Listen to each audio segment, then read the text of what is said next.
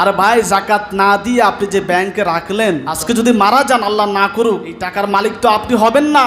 আর যে জাকাতটা আপনি নিজ হাতে দিয়ে গেলেন, ওটা তো মারা যাওয়ার সাথে সাথে আপনি পেয়ে যাবেন, ঠিক না? এর জন্য জাকাতের টাকা জমা রাখবেন না। এই টাকা যে জমা রেখে আপনি খেতে পারবেন, এটার তো কোনো গ্যারান্টি নাই। তো এই টাকাটা জমা রাখা মানে জাহান্নামের শাস্তি আমার জন্য আগ থেকে প্রস্তুত করে রাখা। আল্লাহ বলে এটা তোমার জন্য উপকারে আসবে না তো বান্দা, এটা তোমার জন্য ক্ষতি হবে, এখনো সময় আছে, হিসেব করে জাকাতটা দিয়ে দাও। সম্পদের মালিক তো আমি আল্লাহ, তুমি দিবা, আমি আল্লাহ তোমার ওই সম্পদে আবার নতুন করে বরকত দিব। আর আমরা মনে করি জাকাত দিলে সম্পদ কমে যায় না। জাকাত শব্দের অর্থ কি? জাকাত শব্দের অর্থই হচ্ছে বৃদ্ধি পাওয়া। কি পাওয়া? আমরা মনে করি জাকাতের অর্থ হচ্ছে কমে যাওয়া। জাকাতের অর্থ কি?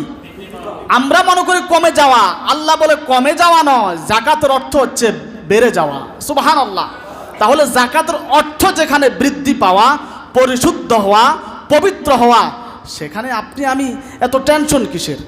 মাল তো আল্লাহ দিছে, তা আল্লাহর রাস্তায় খরচ করলে আল্লাহ কি মাল বাড়াই দিতে পারেন না? আল্লাহই তো দিবেন আবার, এজন্য জাকাত দিয়ে দিতে হবে। জাকাত শব্দের অর্থই হচ্ছে পবিত্র, বৃদ্ধি পাওয়া, বেড়ে যাওয়া, পরিশুদ্ধ হওয়া। মানে কি? এর মানে হচ্ছে জাকাত দিলেই আপনার সম্পদটা পবিত্র হয়ে যায়। সুবহানাল্লাহ। জাকাত দিলেই আপনার সম্পদের জিম্মাদারি আল্লাহ নিজে হয়ে যান। এই সম্পদকে ধ্বংস থেকে, বিপদ থেকে আল্লাহ তাআলা আপনাকে বাঁচায়ে দিবেন।